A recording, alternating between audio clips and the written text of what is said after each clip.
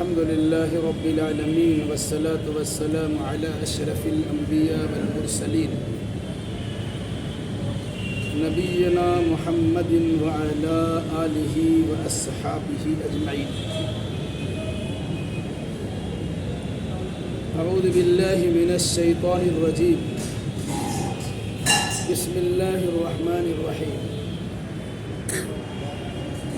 وَلَقَدْ صَرَّفْنَا فِي هَذَا الْقُرْآنِ لِيَذَّكَّرُوا وَمَا يَزِيدُهُمْ إِلَّا نُفُورًا. قُلْ لَوْ كَانَ مَعَهُ آلِهَةٌ كَمَا يَقُولُونَ إِذًا لَابْتَغَوْا إِلَى ذِي الْعَرْشِ سَبِيلًا. سبحانه وتعالى عما يقولون علوا كبيرا. تسبح له السماوات السبع والأرض ومن فيهن وإن من شيء إلا يسبح بحمده ولكن لا تفقهون تسبيحهم إنه كان حليما غفورا.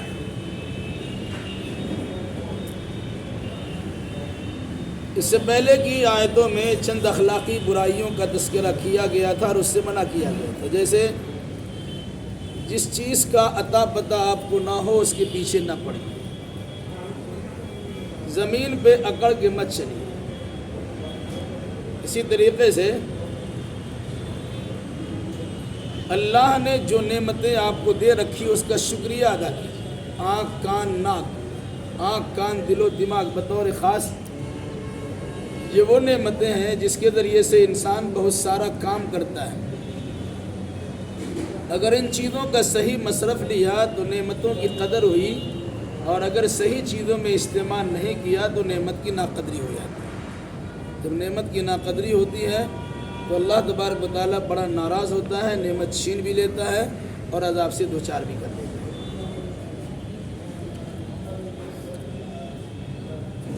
اخیر میں بات آئی تھی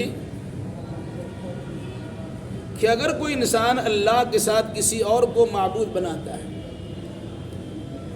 عبادتیں صرف اللہ کی ہونی چاہیے، اگر اس کے ساتھ کسی اور کو شریک گردان دیتا ہے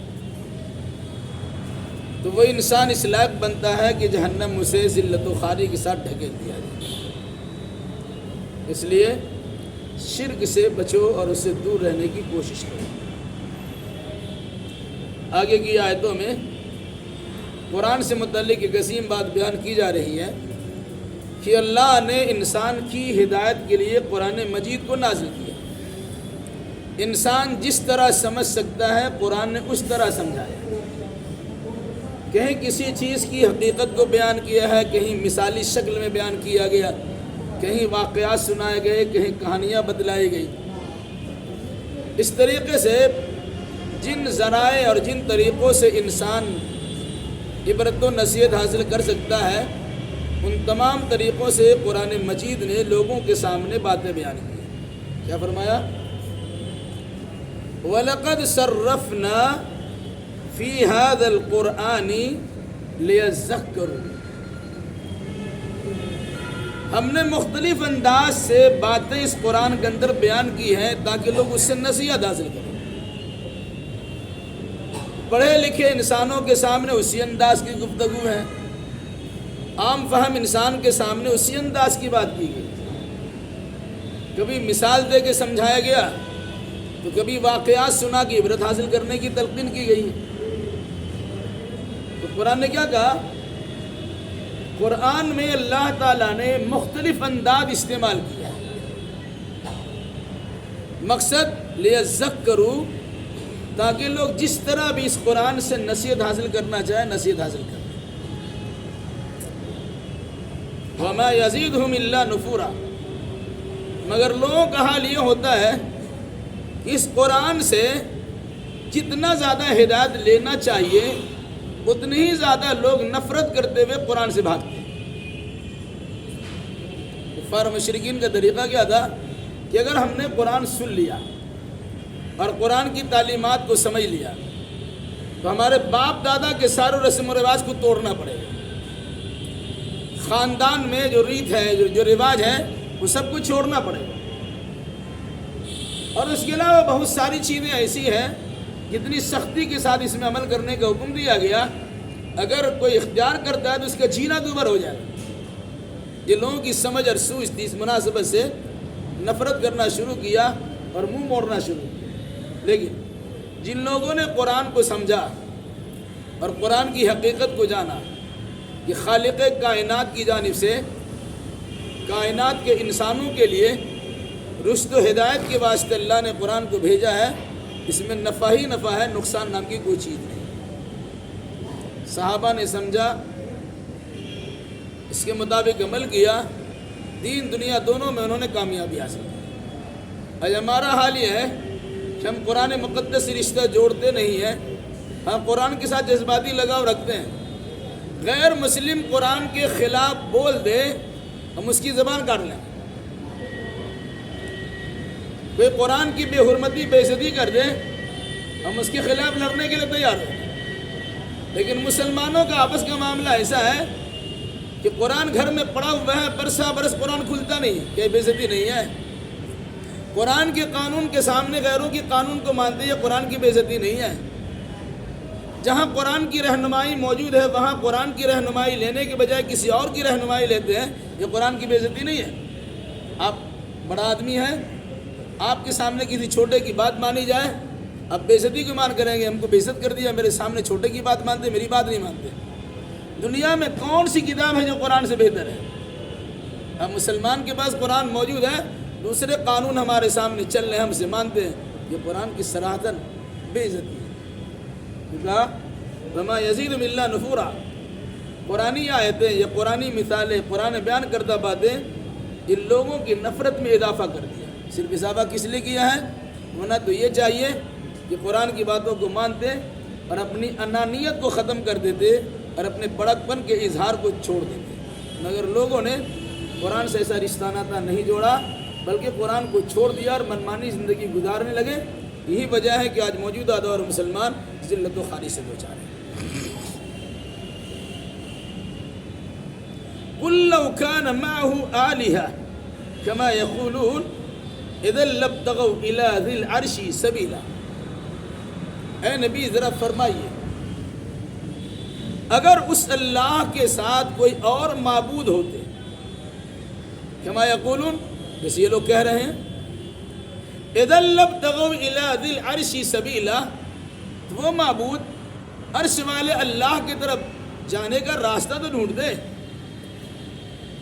مطلب کیا ہوا؟ سب سے پہلی بات یہ ہے کہ دنیا میں اللہ کی سوا عبادت کے لائق کوئی نہیں۔ لو کان فیہما آلہۃ الا اللہ لفسدتا، اگر آسمان و زمین میں اللہ کی سوا کوئی اور معبود ہوتا تو آسمان و زمین کا نظام درہم برہم ہو جاتا۔ کوئی کہتا ابھی سردی رہے گی، کوئی کہتا ابھی گرمی رہے گی، کوئی کہتا ابھی برسات ہونا چاہیے، کوئی کہتا ابھی سوکھا پڑ جانا چاہیے، کوئی کہے گا ابھی رات ہونی چاہیے، کوئی کہے گا ابھی دن ہونا چاہیے۔ آپس میں ٹکراؤ ہوتا، اور ٹکراؤ کے نتیجے میں اختلافات بڑھتے اور نظام درہم برہم ہو جاتا۔ یہ اسموتھلی جو سارا نظام چل رہا ہے، اس کی سب سے بڑی وجہ یہ ہے کہ نظام کو چلانے والا صرف ایک ہے اور وہ اللہ ہے۔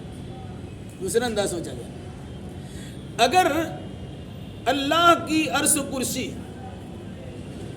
کرسی بڑی چیز اور یقیناً بڑی چیز ہے، تو ایک اللہ تو عرش پر موجود ہے، جن کو تم نے اللہ کے مقابلے میں کھڑا کیا ہے، کبھی ان کے بارے میں سوچا کہ انہوں نے اللہ سے مظاہرہ کیا کہ بہت دنوں تک اللہ تو کرسی سنبھال چکا ہے، اب ہم کو بھی دیا جائے؟ کیا کبھی کسی کے بارے میں سنا؟ جن کو تم نے معبود بنا لیا ہے وہ پتھر کی مورتی اور مجسمہ ہے، ان کے اندر حص و حرکت کرنے کی طاقت نہیں ہے، ان کے سامنے چڑھاوا چڑھایا جائے اور مکھی جیسی کمزور مخلوق اس کی مٹھائیوں کو لے اڑے تو مکھی سے چھڑانے کی ان کے اندر طاقت نہیں ہے۔ جس کو تم نے معبود سمجھا ہے وہ تو بے اختیار ہے، وہ محتاج ہے تمہارے بنانے کا، تم نہیں بناؤ گے تو بنے گا نہیں، تم نہیں سنوارو گے تو سنورے گا نہیں، جو تم اسے مزین نہیں کرو تو مزین نہیں ہوگا، ویسی کہ ویسی رہتا ہے۔ جو تمہارا محتاج ہے تم نے اسے بنایا ہے، اور جب بن گیا تم اس کے محتاج ہو جاؤ گے، یہ کیسی بات ہے؟ اس لیے اگر اللہ کے علاوہ کوئی اور معبود ہوتے تو ان کی بھی خواہش ہوتی کہ ہم بھی آسمان کے اوپر جائیں، یا گلی کوچے میں رہنے کی کیوں تیار ہو؟ اس کو بھی آسمان پہ جانا چاہیے، اور ظاہر سی بات ہے آسمان پہ جائے گا تو ٹکراؤ ہوگا، اب ٹکراؤ ہوگا تو نظام درہم برہم ہوگا، لڑائی دنگا فساد ہو جائے گا۔ ایسا تو کبھی ہو نہیں رہا ہے، اس لیے یہ ماننا کہ اللہ کے سوا اور بھی کوئی معبود ہے یہ سراسر جہالت ہے۔ سبحانہ وتعالی اما یقولون علوا کبیرا، سبحانہ اس کی ذات پاک ہے، یعنی اللہ کی ذات پاک ہے۔ تعالی علوا کبیرا اما یقولون، جو یہ لوگ بات کرتے ہیں ان تمام باتوں سے اللہ تبارک و تعالی بہت بلند و بالا ہے، اللہ بہت بلند و بالا ہے، اللہ ہر عیب سے پاک ہے، اس کے اندر کسی قسم کا نقص اور کوئی خامی اور خرابی نہیں ہے۔ اللہ تبارک و تعالیٰ کے لیے بلندی ہی بلندی ہے۔ اب اگر کوئی انسان اللہ کو اللہ مانتا ہے اس کا فائدہ ہے، نہیں ماننے سے اللہ کو نقصان نہیں ہے۔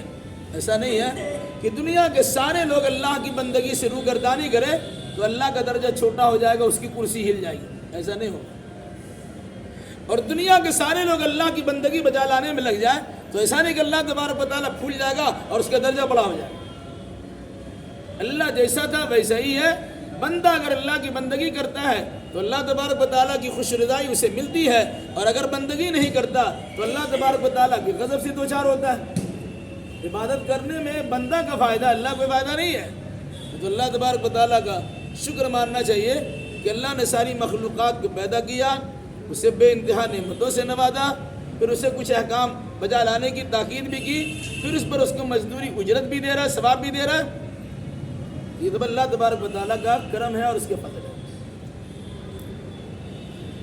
تسبح له السماوات السبع والارض ومن فیہن، اس اللہ کی تسبیح بیان کرتے ہیں ساتوں آسمان اور ساتوں زمین اور جو کچھ بھی اس کے اندر ہے، یعنی آسمان کے اوپر ہو یا نیچے ہو، زمین کے اوپر ہو یا زمین کے نیچے ہو، جتنی بھی مخلوقات ہے، وہ کیڑا مکوڑا ہو کہ سانپ اور بچھو ہو، انسان ہو، چرند ہو، پرند ہو، درند ہو، وہ ساری مخلوقات اللہ تبارک و تعالیٰ کی تسبیح بیان کرتی ہے۔ تسبیح بیان کا مطلب اللہ کو عیبوں سے پاک سمجھتی ہے۔ سبحان اللہ پڑھنا، الحمدللہ پڑھنا وہ صرف ہمارا ہی کام نہیں ہے، ان مخلوقات کو جس کام میں لگا دیا وہ مخلوقات اس کام میں لگی ہوئی ہے۔ انسان کا حال یہ ہے انہیں اچھا کرنے کا حکم دیا جاتا ہے تو برا کرتا ہے، جس چیز سے منع کیا جاتا ہے وہی کرنے کی کوشش کرتا ہے۔ اب ہوا کو دیکھ لیجئے، اللہ کے حکم میں چل رہی ہے۔ دن کو دیکھ لیجئے، سورج نکلتا اور اپنے حساب سے جا رہا ہے۔ رات کو دیکھ لیجئے، ستارے جھلملاتے ہیں اور چاند بھی نمودار ہوتے ہیں اور وہ اپنے سیدھے چلے آتے ہیں۔ دنیا کی ساری مخلوقات کو دیکھیے، درختوں کو دیکھیے کہ اس کے پتے ہل رہے ہیں، کبھی کبھی اس سے کچھ آوازیں ہو رہی ہیں، ہم اس آواز کو یوں ہی سمجھتے ہیں، لیکن حدیث قرآن کی روشنی میں جو آواز ہوتی ہے وہ بھی اللہ کی تسبیح ہوتی ہے۔ جیسے کہا یسبح الرعد بحمدہ والملائکۃ من خیفتہ، جو بجلیاں کڑکتی ہے وہ زوردار اللہ کی تکبیر بیان کرتی ہے، کیونکہ بجلی اپنے سے نہیں کڑکتی، جب بجلی چمکتی ہے یا بادل گرجتا ہے وہ اللہ تبارک و تعالیٰ کی تسبیح بیان کرتا ہے۔ قرآن نے کہا وَسَخَّرْنَا الْجِبَالَ مَعَهُ يُسَبِّحْنَ، حضرت داؤد علیہ السلام جب زبور کی تلاوت کرتے تھے تو آسمان اللہ تبارک و تعالیٰ نے پہاڑ کو مسخر کر دیا تھا، ایسا لگتا تھا کہ پہاڑ بھی جھوم رہا ہے اور حضرت داؤد علیہ السلام کی آواز میں آواز ملا رہا ہے، بلکہ وہ تیر کا لفظ بھی آتا ہے کہ جب حضرت داؤد زبور کتاب کی تلاوت کرتے تھے تو پرندہ بھی آپ کے ساتھ اسی لے میں بولنا شروع کر دیتے۔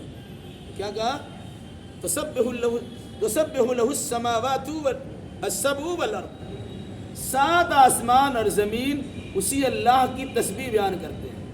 ومن فیہن، اور جو کچھ بھی اس میں ہے، آسمان کے اندر ہو، اوپر ہو کہ نیچے ہو، زمین کے اوپر ہو کہ زمین کے نیچے ہو، جتنی چیزیں ہیں وہ سب اللہ کی تسبیح بیان کرتے ہیں۔ اس کو اس طرح سمجھیے، قرآن میں اللہ نے فرمایا سورہ بقرہ میں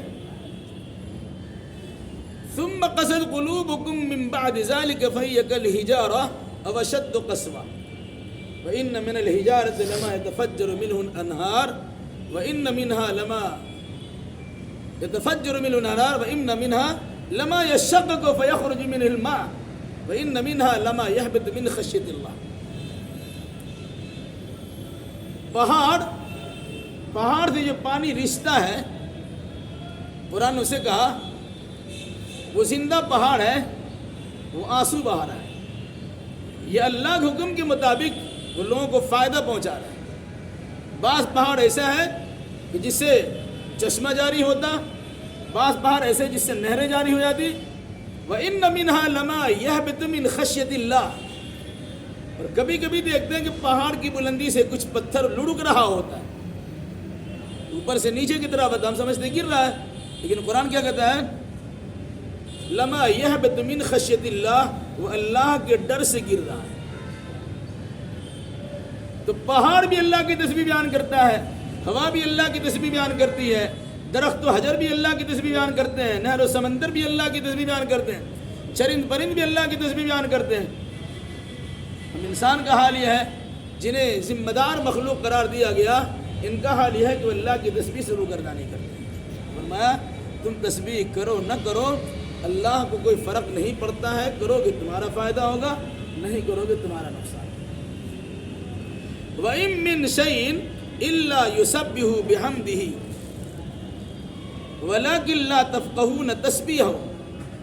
دنیا میں کوئی چیز ایسی نہیں ہے جو اللہ کی تسبیح حمد کے ساتھ نہ بیان کرتی ہو، یعنی سبحان اللہ الحمدللہ نہ کہتی ہو. دنیا میں ایسی کوئی مخلوق نہیں. وَلَكِن لَّا تَفْقَهُونَ تَسْبِيحَهُمْ. ہاں تم ان کی تسبیح کو سمجھتے نہیں ہو، وہ کیا بول رہا ہے، اس کی آواز کیسی آ رہی ہے، کس قسم کی چیزیں ان سے ظاہر ہو رہی ہے، اس کے ان کے جذبات ارادے کے آپ نہیں سمجھتے ہیں. لیکن قرآن کہتا ہے کہ ہر چیز اللہ کی تسبیح بیان کرتی ہے، اگرچہ آپ ان چیزوں کی تسبیح بیان کرنے کو نہیں سمجھ پاتے. اللہ کے نبی صلی اللہ علیہ وسلم سے متعلق بخاری کی حدیث ہے. آج بھی مدینہ میں ایک ستون حنانہ ہے، ایک پلر ہے، اس کا نام ہے حنانہ. مسجد نبی میں ممبر بننے سے پہلے اللہ کے نبی صلی اللہ علیہ وسلم ایک لکڑی کے سہارے سے خطبہ دیا کرتے. ایک خاتون نے ممبر بنا دیا. اس کے بعد جب اس لکڑی کو احساس ہوا کہ اللہ کے نبی صلی اللہ علیہ وسلم کا ساتھ ہمارا چھوٹ رہا ہے، آپ نے سنا، لوگوں نے سنا کہ باضابطہ اس لکڑی سے رونے کی آواز، بلکنے کی آواز آ رہی ہے، تو اللہ کے نبی صلی اللہ علیہ وسلم نے اسے پکڑا ہوا تسلی دیا، اور پھر بعض روایت کے مطابق اس لکڑی کو ممبر میں شامل کر دیا کہ اللہ کے نبی صلی اللہ علیہ وسلم کی جدائی نہ ہونے پائے. آج بھی وہ پیلر مدینہ میں موجود ہے جس کا نام ہے ستون حنانہ. تو حج عمرہ میں جاتا اس سے پوچھ لیجیے. تو وہ لکڑی سوکھی لکڑی ہے، اس میں کچھ نہیں ہے، لیکن اللہ کے نبی صلی اللہ علیہ وسلم سے رشتہ جڑا ہوا تھا. رشتہ ٹوٹنے کے نتیجے میں رونا دھونا شروع کیا، اور اللہ کے نبی صلی اللہ علیہ وسلم نے تسلی بھی دی. تو اس طرح کی چیزیں قرآن و حدیث کے اندر موجود ہے. اگرچہ یہ بات ہماری سمجھ سے بالغ تر ہے، لیکن ہے باتیں صحیح، اس پر عقیدہ رکھنا چاہیے. انہو کان حلیما غفورا، بے شک وہ اللہ بڑا پردبار، بڑا بخشنے والا ہے. مطلب کیا ہے؟ انسان اللہ کی کھاتا ہے، اللہ ہی کی گانا چاہیے، شکریہ اللہ کا بجا لانا چاہیے، اس کی نعمت کی قدر کرنی چاہیے.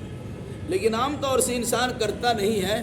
اللہ تبارک و تعالیٰ چاہتا تو انسان کو فوراً دبا دیتا اور تباہ و برباد کر دیتا، لیکن اللہ بڑا برداشت کرنے والا ہے، انسان کی حرکتوں کو برداشت کرتا ہے، اسے چھوڑ دیتا ہے. اسی طریقے سے اللہ تبارک و تعالیٰ بڑا بخشنے والا ہے. اب اگر انسان کچھ غلطی کر لیا ہے اور غلطی کرنے کے بعد اسے احساس ہوتا ہے اور اللہ کی بارگاہ میں رونا دھونا شروع کرتا، تو اللہ بڑا مہربان ہے اور اس کی مغفرت بھی کر دیتا ہے، معاف بھی کر دیتا ہے. اس لیے جو غلطی ہو چکی اسے دہرایا نہ چاہیے. اللہ نے موقع اگر دیا ہے تو موقع کا فائدہ اٹھایا جائے اور اس غلطی کو ازالہ کر کے دور کر کے اللہ تبارک و تعالیٰ سے معافی کے طلبگار ہو جائے گا. اللہ بڑا بخشنے والا ہے، بڑا معاف کرنے والا ہے. وَإِذَا قَرَأْتَ الْقُرْآنَ جَعَلْنَا بَيْنَكَ وَبَيْنَ الَّذِينَ لَا يُؤْمِنُونَ بِالْآخِرَةِ حِجَابًا مَسْتُورًا.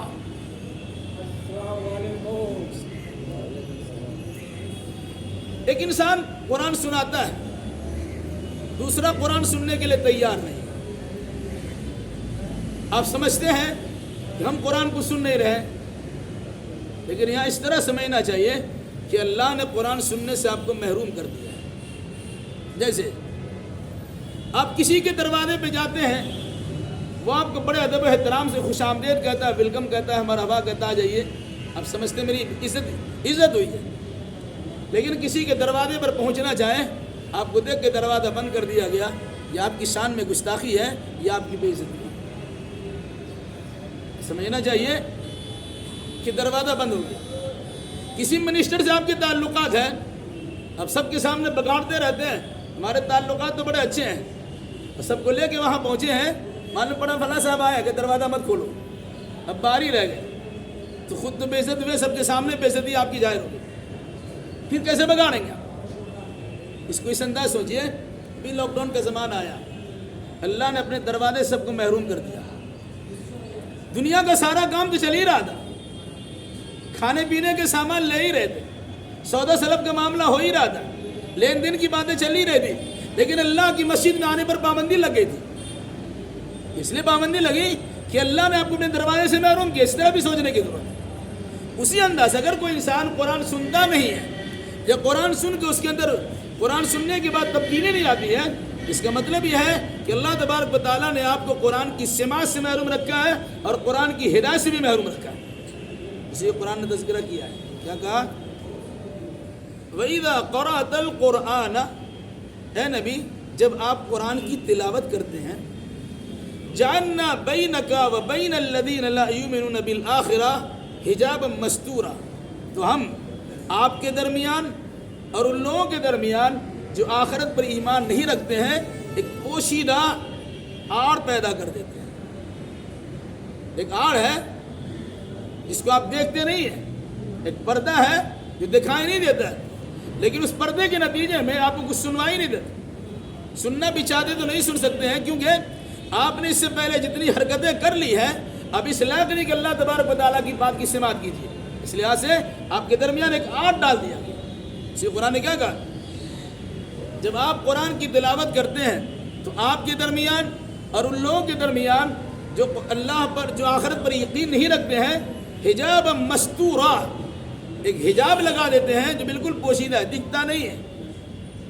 وہ کون سا حجاب ہے؟ آگے اس کا تذکرہ کیا، وَجَعَلْنَا عَلَىٰ قُلُوبِهِمْ أَكِنَّةً أَن يَفْقَهُوهُ وَفِي آذَانِهِمْ وَقْرًا، اور ہم ان کے دل پر غلاف چڑھا دیتے ہیں، اور تاکہ وہ کچھ سمجھ نہ سکے، اور ان کے کان میں ٹھیپی ڈال دیتے ہیں تاکہ وہ سن نہ سکے۔ ایک انسان مجلس میں بیٹھا ہوا ہے، وہ دیکھ رہا ہے، وہ سن بھی رہا ہے، بظاہر سنتا ہے لیکن حقیقت میں سن نہیں رہا۔ یہاں بیٹھا ہوا بھی انسان گشت کر رہا ہے، ادھر ادھر دیکھ رہا ہے۔ دیکھیے اب نماز پڑھتے ہیں جیسی دل جمی ہونی چاہیے نہیں ہوتی ہے، یہ وجہ ہے نماز میں سارا خیال آپ کو آ جاتا ہے، جتنی بھولی ہوئی چیز ہے سب یاد آ جاتی ہے، سودا سلب، دکانداری، گھر بار، سارے معاملات آپ کو یاد آتے، کس میں؟ اسی نماز میں یاد آتے ہیں۔ کیوں آتے ہیں؟ اس شیطان کے بہکاوے سے اور اللہ کی رحمت کی دوری کی بنیاد پر۔ اسی کو یہاں کیا کہا؟ وَجَعَلْنَا عَلَىٰ قُلُوبِهِمْ أَكِنَّةً، ہم ان کے دل پر پردے لگا دیتے ہیں، ان کے دل پہ غلاف چڑھا دیتے ہیں، أَن يَفْقَهُوهُ، تاکہ وہ سمجھ نہ پائے کچھ، وَفِي آذَانِهِمْ وَقْرًا، اور ان کے کان میں ٹھیپی ڈال دیتے ہیں یا ویرانی پیدا کر دیتے ہیں، ان کے کان کو بوجھل کر دیتے ہیں، سنتے ہی نہیں آدمی۔ اسی کو شروع پارہ میں کہا گیا، پہلے پارہ میں ختم اللہ علی قلوبہم وعلی سمعہم وعلی ابصارہم غشاوہ ولہم عذاب عظیم، ہم نے ان کے دل پہ مہر لگا دیا ہے، ان کے کان پر بھی مہر لگا دیا ہے، ان کی آنکھ کے سامنے پٹر لگا دیا ہے، سجھائی نہیں دیتا ہے۔ یہ کب ہوتا ہے؟ جب انسان اللہ کی بات سننے کے لیے تیار نہ ہو تو اللہ تبارک و تعالیٰ اپنی کتاب کی بے عزتی گوارہ نہیں کرتا۔ ایسے انسان کو سننے سنانے سے، ایسے انسان کو سننے سے، عمل کرنے سے اور اس سے کچھ مسئلے لینے سے محروم کر دیتا، پھر انسان سننے کے لیے تیار نہیں۔ وَإِذَا ذَكَرْتَ رَبَّكَ فِي الْقُرْآنِ وَحْدَهُ وَلَّوْا عَلَىٰ أَدْبَارِهِمْ نُفُورًا، ان کفار کا حال یہ ہے کہ جب ان کے سامنے اس قرآن میں صرف ایک اللہ کا تذکرہ کرتے ہیں، کیا ہوتا ہے اس کے بعد؟ وَلَّوْا عَلَىٰ أَدْبَارِهِمْ، تو لوگ الٹے پاؤں پھرتے ہیں، نفرت کرتے ہوئے بھاگتے ہیں. کیا کہتے ہیں؟ اجعل الآلہۃ الہا واحدا ان ھذا لشیء عجاب. انہیں سارے معبودوں کو ایک مدعا بنا دیا. یہ تو بڑی عجیب بات ہے. خانہ کعبہ کے ارد گرد میں 360 بت رکھے ہوئے تھے. بولے یہ معبود ہے، یہ لات ہے، یہ عزا ہے، یہ منات ہے، یہ ثالثہ ہے، یہ ہبل ہے، یہ فلاں. قرآن نے کہ یہ سب کچھ نہیں ہے، صرف ایک اللہ ہے. تو جب ایک اللہ کی عبادت کا تذکرہ ہو، اس کے نام کا ذکر ہو، تو کفار و مشرکین کا شیوہ یہ ہوتا کہ ہمارے سارے معبودان کہاں گئے؟ چونکہ ان کے معبودان کی پذیرائی نہیں ہوتی ہے، ان کے معبودوں کا نام نہیں لیا جاتا ہے. اس مناسبت سے لوگ کرتے کیا ہے؟ نفرت کرتے وہاں سے بھاگ جاتے ہیں. ایک اللہ کی عبادت کا تذکرہ ہو، خوشی نہیں ہوتی. بہت سارے معبودوں کا ذکر ہو جائے، انسان پھولے نہیں سماتا. یہ عقیدہ اور نظریہ در حقیقت کفار و مشرکین کا تھار ہے. مسلمانوں کا شیوا ایسا نہیں ہونا چاہیے. نحن عالم بما يستمعون به اذ يستمعون اليك واذ هم نجوى اذ يقول الظالمون ان تتبعون الا رجلا مسحورا. ہم اچھی طرح جانتے ہیں کہ جب یہ لوگ آپ کی طرف کان لگائے بیٹھتے ہیں تو کیا سنتے ہیں. کچھ لوگ اللہ کے نبی کی مجلس میں بیٹھے ہوئے ہیں اور آپ سمجھ رہے ہیں کہ میری بات سن رہے، آپ سنا رہے ہیں. آپ کو تو پتہ نہیں کہ سنتے ہیں کہ نہیں سنتے ہیں. ان کے دل کا حال تو آپ کو معلوم نہیں ہے. آپ کی مجلس میں بیٹھا ہوا ہے لیکن خیالات کہیں اور لگائے ہوئے ہیں. ایسا لگتا ہے کان آپ کی طرف ہے، آپ سمجھ رہی میری بات سن رہے ہیں. آنکھ سے آپ کو دیکھ بھی رہے ہیں، لگتا ہے کہ آپ کی حرکتوں پہ ان کی کڑی نگاہ ہے. لیکن نگاہ آپ کی طرف ضرور ہے، کان آپ کی طرف ضرور ہے. یہ سوچ رہا کہیں، دل و دماغ اس کا اور کہیں. اسی لیے اللہ نے کہا ہم اچھی طرح جانتے ہیں جب یہ لوگ آپ کی طرف کان لگائے بیٹھتے ہیں تو یہ کیا سنتے ہیں، ہم اچھی طرح جانتے ہیں. اسی طریقے سے وَإِذْ هُمْ نَجْوَىٰ، اور اس کو بھی ہم اچھی طرح جانتے ہیں کہ آپ کی مجلس میں بیٹھنے کے فوراً بعد جب آپس میں سرگوشی کرتے، چپ کے بات کرتے ہیں، آپ تو چلے جاتے ہیں لیکن آپ کے پیچھے کیا گفتگو ہوتی ہے ہم جانتے ہیں. ماننا ہے کہ نہیں ماننا ہے، اس کی مخالفت کیسی کی جائے گی، اس میں رکاوٹ کس طرح ڈالی جائے گی، اس کا جواب کس طرح دیا جائے گا، یہ ساری باتیں لوگ چپکے سے کرتے ہیں. آپ کو تو پتہ نہیں ہے لیکن میں جانتا ہوں. اسی میں سے ایک بات یہ بھی ہے، اذ یقول الظالمون ان تتبعون الا رجلا مسحورا. یہ ظالم لوگ دوسرے سے کہتے ہیں تم تو پیروی اس کی کرتے ہو جس پر جادو ہو گیا ہے. یہ جادو کرنے والا بھی ہے، اس پر جادو بھی کرایا گیا ہے. جادو سے ان کو بلوایا جاتا ہے اور یہ خود جادوگر ہے. نتیجے کے طور پر سب پہ جادو کر رہا ہے اور لوگ اس کی بات سننے کے لیے تیار ہیں. یہ سب چپکے اللہ کے نبی صلی اللہ علیہ وسلم کے خلاف پلان بناتے ہیں اور پھر اس کو ظاہر کرتے ہیں. کہا یہ آپ کو پتہ نہیں ہے لیکن ہم تو جانتے ہیں. مسحور بمانا ساحر، یعنی یہ جادو کرنے والا ہے. کیوں ایسا لوگوں نے کہا؟ قرآن کے اندر جادو بیانی پائی ہے. یہ قرآن جادو نہیں ہے لیکن جو قرآن کی تاثیر ہے، جو اس کا اثر ہے، عام طور سے جو انسان خالی ذہن ہو کر قرآن کو سنے گا، دل و دماغ کو حاضر کر کے قرآن سنے گا، تو قرآن اس کی دل کی دنیا تبدیل کر دیتا ہے، اس کے اندر انقلاب پیدا کر دیتا ہے. اب دیکھ لیجئے بکری کے چرانے والے، اونٹوں کی غلہ بانی کرنے والے، رہزنی ڈکیتی کرنے والے شروع دور کے لوگوں نے جب اسلام کو سمجھا اور قرآن کو پڑھا، ایسے مسلمان ہو گئے اور ایسا انقلاب پیدا کر دیا کہ پوری دنیا میں ویسی تاریخ نہیں ملتی. کیوں؟ انہوں نے قرآن سے رشتہ جوڑا تھا. اس کے بعد لوگوں نے کیا کرنا شروع کیا؟ بڑے جادو کریں. بھائی قرآن تو اس طرح اثر انداز ہوتا ہے کہ بغیر دل دیے ہوئے کوئی چارہ کاری نہیں ہوتا، جو سنتا سنا جاتا ہے. سخت مخالف ہے، سخت مخالف ہے، لیکن وہ قرآن سن رہا چپکے سے. بڑے بڑے سرداروں کے بارے میں تاریخ ملتی ہے کہ اللہ کے نبی صلی اللہ علیہ وسلم جب حرم شریف میں قرآن پڑھتے تھے، ظاہری مخالفت ہوتی تھی لیکن دیوار سے چھپ کے سنا کرتے تھے کہ کتنا اچھا کلام پڑھا جا رہا ہے. آج بھی جب اچھی قرات کے ساتھ قرآن کی تلاوت ہوتی ہے تو ایسا لگے گا سنتے ہی رہ جائیے. آدمی محو ہو جاتا ہے، مگن ہو جاتا ہے، اسی دنیا میں گھومنے لگ جاتا ہے. ایسا لگتا ہے کہ اس کے ساتھ ایک وجد کی دنیا طاری ہو گئی. بہت بڑی بات ہے. انظر کیف ضربوا لك الامثال فضلوا فلا يستطيعون سبيلا. اے نبی ذرا دیکھیے یہ لوگ آپ کے بارے میں کیسی کیسی مثالیں بیان کرتے ہیں، اس کے نتیجے میں خود گمراہ ہو گئے. فلا يستطيعون سبيلا، اب تو یہ راستہ بھی نہیں پائے. کچھ کفار مشرکین کا تذکرہ کیا گیا کہ سب کچھ سوچنے سمجھنے کے باوجود، سب کچھ جاننے اور دیکھنے کے باوجود لوگوں کو روکنے کے لیے کیا کہتے ہیں؟ یہ شاعر ہے، یہ جادوگر ہے، یہ کاہن ہے، یہ جھوٹا ہے، یہ غیر امانت دار ہے. جبکہ اس سے پہلے وہی لوگ کہتے تھے یہ صادق الامین ہے، یہ بڑا سچا انسان ہے، بڑا امانت دار ہے، ان کی بات میں بڑا وزن ہے، ان کی زبان میں تاثیر ہے، ان سے جھگڑے کا فیصلہ کرایا کرتے تھے، ان کے پاس امانتیں رکھا کرتے تھے. یہ معاملہ سارا کا سارا پہلے کا تھا. لیکن جب قرآن ان کے سامنے آیا اور ان کی دکھتی رگ پہ انگلی ڈال دیا اور ان کی خرابیوں کو بیان کرنا شروع کیا تو لوگوں کی نگاہ میں ایک نظر بھی قرآن بھانا شروع نہیں کیا. اور نتیجے کے طور پر اس کے نتیجے میں اللہ کے نبی صلی اللہ علیہ وسلم کے خلاف لوگ بکواس کرنا شروع کر دیے. کبھی شاعر کہا، کبھی شاعر کہا، جادوگر کہا، کبھی جھوٹ بولنے والا کہا. اس طرح کی بہت ساری باتیں بیان کی. قرآن نے کیا کہا؟ انظر، دیکھو، کیف ضربوا لک الامثال، یہ آپ کے لیے کیسی کیسی باتیں بیان کرتے ہیں. فضلوا، اس قسم کی باتیں کر کے گمراہ ہو گئے. اور جب گمراہ ہو گئے فلا یستطیعون سبیلا، اب ان کو ہدایت کا راستہ نہیں ملے گا. چند مخصوص ان کے سردار تھے جن کو ایمان سے محروم رکھا گیا. باقی عوام الناس میں ایمان پھیلتا گیا اور لوگ کم ہی مدت میں بڑی تعداد میں اسلام کو گلے سے لگانے والے ہو گئے.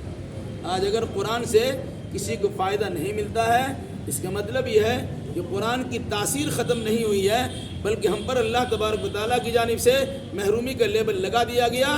ہمارے دلوں پہ تالا پڑا ہوا ہے، ہمارے کانوں میں سننے کی صلاحیت نہیں ہے، ہمارے آنکھ کے سامنے پٹر پڑا ہوا ہے. نتیجے کے طور پر ہم صحیح چیز دیکھتے نہیں، صحیح چیز سنتے نہیں اور صحیح بات کو سوچتے سمجھتے نہیں. نتیجے کے طور پر ہم گمراہی سے دوچار ہوتے ہیں. اللہ تعالیٰ ہمیں اور آپ کو اور جملہ مسلمانوں کو کتاب اللہ اور سنت رسول اللہ سمجھنے اور اسی مناسبت سے عقیدہ اعمال بدل آنے کی توفیق مرحمت فرمائے. اقول قولی هذا واستغفر الله لي ولكم ولسائر المسلمين واخر دعوانا الحمد لله رب العالمين.